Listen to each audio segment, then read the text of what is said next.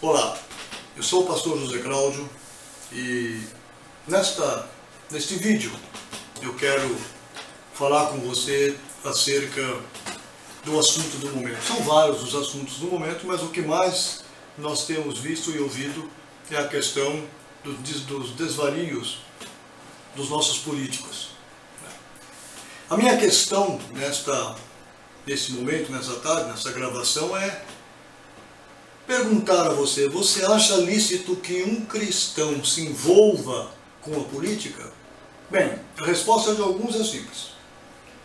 É necessário, é bom, porque Deus sempre teve os seus representantes nos reinos e nos palácios dos reis. Quando muito, Deus os colocou assentados no trono do rei. Concordo plenamente com as pessoas que dizem isso. E partindo ou olhando por esse lado, realmente é necessário que o crente se envolva com a política. Agora, eu gostaria de chamar a sua atenção para um porém.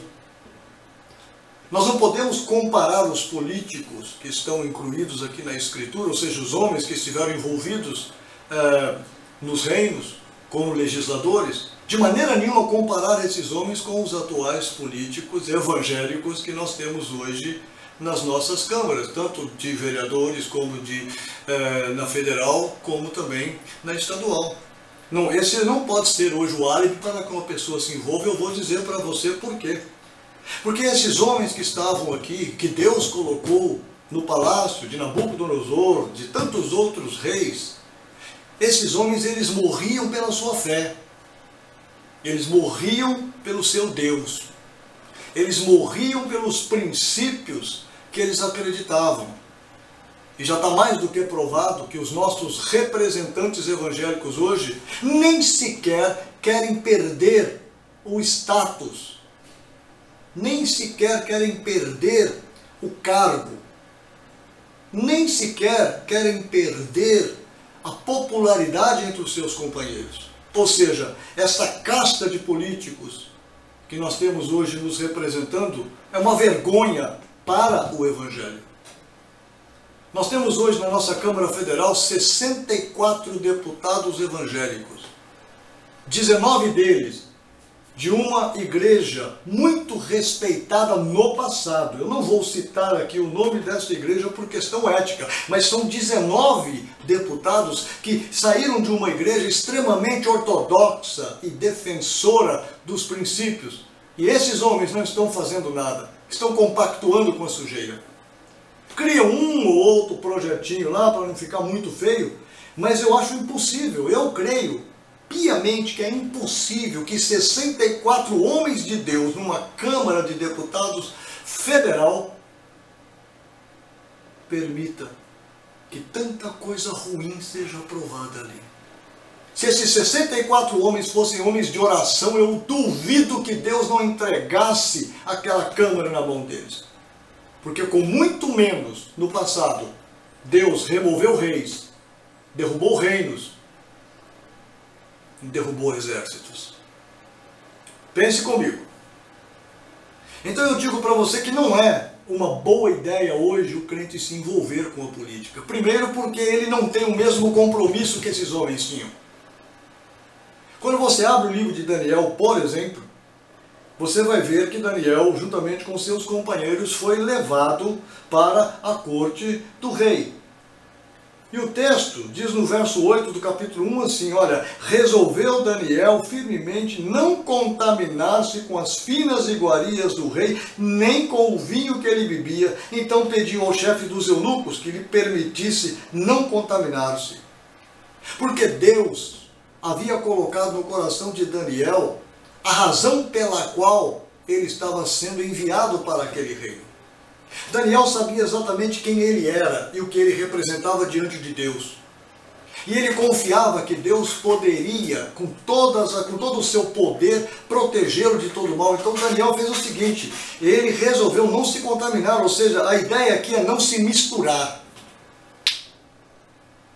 Eu fico aqui pensando o que esses homens que hoje se chamam pelo nome do Senhor e estão lá em cima no poder pensam na sua mente acerca de Deus. Na verdade, é status para eles. É status aquele irmão chegar numa igreja no domingo e o pastor dizer: oh, estamos recebendo aqui o nosso deputado federal, estadual, estamos recebendo aqui o nosso vereador. Isso é status. Então não é uma boa ideia. Por quê? Para que a pessoa possa se envolver com a política e não se corromper com ela, ele precisa ser muito crente, acreditar muito em Deus e saber exatamente quem ele é. A melhor posição para o cristão, já que ele quer fazer alguma coisa, sabe qual é? É do lado de cada bancada, é de joelho no chão, é orando, é lutando em oração para que Deus possa fazer o quê? Remover tudo que não presta do poder. O lugar desses homens, infelizmente, não pode ser nas tribunas. Sabe por quê? Porque eles se corrompem. É difícil para quem conhece um pouquinho de Bíblia, para quem conhece um pouquinho de Deus, entender que uma nação como a nossa, com aproximadamente 52 milhões de pessoas que se dizem evangélicas, é difícil para nós entendermos que uma nação como essa esteja enterrada na corrupção, na violência, na mentira, na sujeira e na imoralidade. O que está acontecendo com esse povo? Será que Deus mudou? Não, Deus colocou o Egito na mão do seu povo. Deus derrotou o faraó por causa do seu povo. Deus foi à frente do seu povo diante de todas as batalhas que esse povo teve que travar. Então Deus não mudou. A Bíblia diz que Ele é o mesmo ontem, hoje e vai ser eternamente. O mesmo Deus que nós servimos hoje é o Deus que fez aquele povo atravessar o Mar Vermelho a pé enxuto. O mesmo Deus que colocou Daniel na corte do rei, o mesmo Deus que honrou José diante do faraó. Tenha paciência. Agora está começando, agora é época de política, então já está começando, eles já começam a aparecer por aí. Né? Irmão fulano de tal, pastor fulano de tal, né?